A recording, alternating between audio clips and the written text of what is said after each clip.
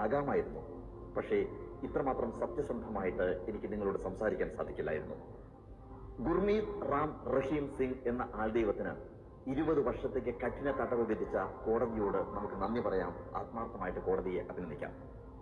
ആൾദൈവങ്ങൾ നമ്മുടെ ഭാരതത്തിന്റെ ഭരണകൂടത്തെ പോലും അടക്കി നിർത്തുന്ന നമ്മുടെ ഇന്ത്യയിൽ ഇത്തരത്തിലുള്ള കോടതി വിധികളാണ് പലപ്പോഴും നമ്മുടെ മനസ്സിന് അല്പമെങ്കിലും ആശ്വാസം നൽകുന്നത്. മൗണ്ട് ബാറ്റൻ പ്രഭു ഇത് അന്നേ പറഞ്ഞു. തീർച്ചയായിട്ടും ഒരുപാട് ആൾദൈവങ്ങൾ പൊളിറ്റിക്സിലാണെങ്കിലും സാധാരണക്കാർക്കിടയിലും വാഴുന്നു. ചന്ദ്രസ്വാമി മുതൽ ആൾദൈവങ്ങളായി മാറിയ ഒരുപാട് ആളുകൾ, അതിൽ ചിലർ ഇപ്പോഴും ആ ദൈവങ്ങളുടെ സ്ഥാനം നിലനിർത്തി പോരുന്നു. കേരളത്തിലും ഇതാ പുതിയൊരു ആൾദൈവം.